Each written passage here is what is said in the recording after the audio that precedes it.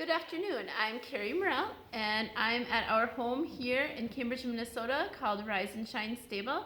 And I'm just going to give you guys a few basic instructions of how to teach your horse and how to do basic showmanship for those of you that are maybe showing in an open show or 4-H, or maybe are just interested in trying something new while we are kind of quarantined at home during this COVID-19. Just a little side note, we are very much respecting the social distancing, and anyone you might see in our barn or in this video right now, they are family members, so no worries about that. We appreciate those of you that are also respecting that. So this is Mo. He's done showmanship some. It's not really his biggest forte. When you're showing showmanship, you should have a halter on. Often you'll see people with a leather halter and they'll have some silver on it. It's not required in 4-H or really any other show.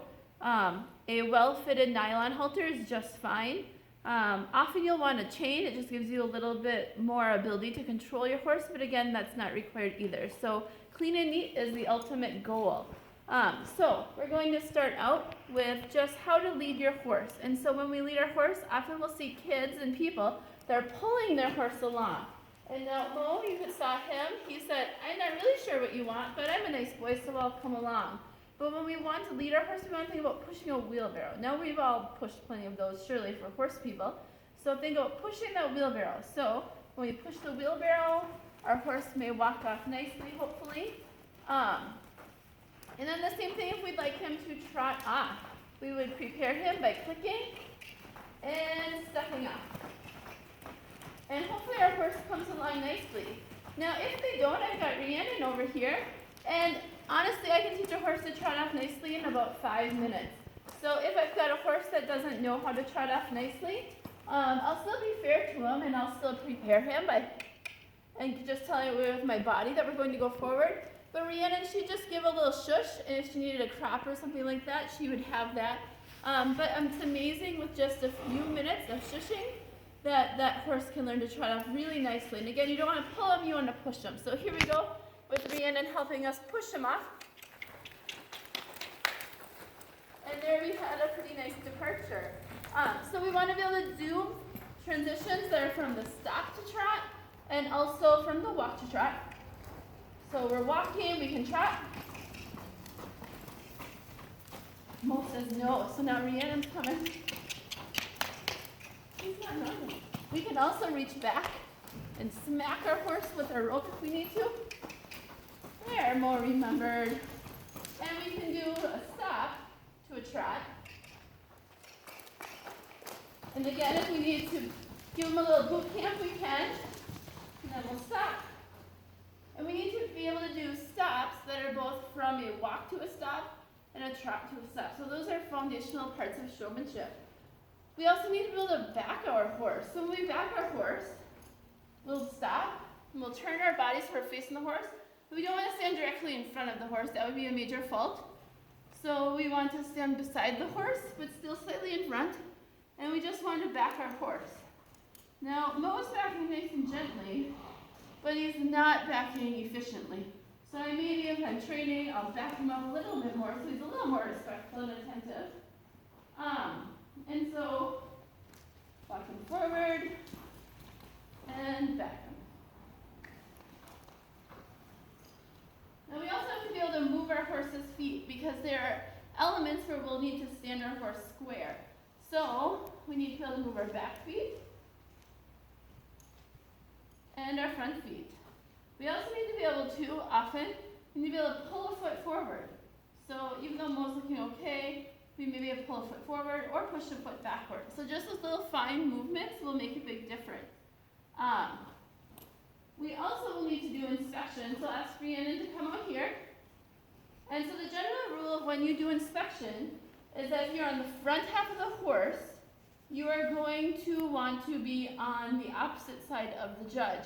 If the judge is in the back of the horse, in the back quarter, then you would be in the same side of it. So right now we would be correct because Rhiannon, the judge, is right there, and I'm right here, so that would be correct. Now if she were to walk up here, I then would need to switch sides. Okay, and then if she were to cross the nose, I would switch sides again. are important are the nose and the tail, and then also right here at the shoulder or withers. And so that will determine which quadrant I'm in. So it's called the quarter method, so you could look that up. So if the judge is in that quadrant, I'm here. If the judge is up here, then I'm here, and it just goes like that. Okay? So when you do this, you always need to maintain where your hands are on the rope. You can't switch them. So even if you go to back your horse, you can't go like this. You also are not allowed to touch the chain if there's a chain on your rope. So those are just some basics of showmanship. So practice making sure that your horse leads nicely. Make sure they trot off nicely. Make sure they stop nicely. They back nicely. And make sure that you can set your horse up nicely. And so that they'll stand square there. He's got a foot cocked, which would be a fault. Just make sure that you can do those basic things. And then one last thing, once you master those things, you can teach your horse to pivot. And so basically you want to just have a horse that's respectful and will move away from you. When you're first teaching them, sometimes you'll need to shush at their shoulder or touch them right here. So, and there, they need to cross over in the front. If you need to, you can touch their shoulder to kind of push them over. And there's a nerve there that often will make them more responsive. And so when they're pivoting, they should be pivoting away from you. This foot ideally should be the one that's planted. And then they should be crossing over in the front. So it's important that we remember that it's a forward motion. So you kind of pull your horse forward just a little bit to encourage it to be a forward motion. And so we can see patterns that include a 90, 180, 360, and on bigger. So it can have 1.5, 2.5, even 3 turns sometimes, depending on the quality of the pattern. And again, when you do the pivot, you need to maintain where your hands are on the rope and just have the horse respectfully move away. Okay, and so start with small turns. A simple 90 or even 45 would be a good way to start out. And then I think that's about it. Right now I'd like to stop and I'd like to challenge you all to try out a showmanship pattern. If you'd like to take a video of it and post it on Facebook or on YouTube and share the link with me, I would love to let you know via 4-H standards if you found the blue, red, or white category in general. A blue would mean you're top dog, that you had a really nice pattern, really solid. Red means you did okay, but you had some mistakes, and white would mean that you had some major disqualifications.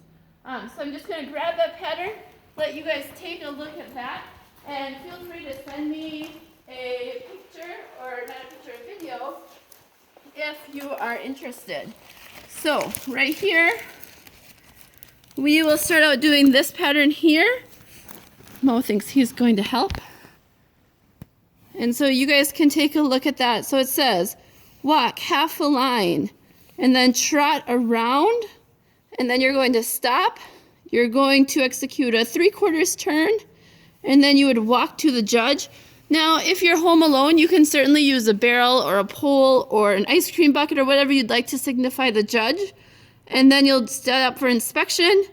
After the inspection, you'll complete a 1/4 turn, and then you'll trot away is what we'll do. So hopefully that makes sense. Take a look at that. I'll try and post a link to this too. So take a look at that, and thanks for watching. Have a great day.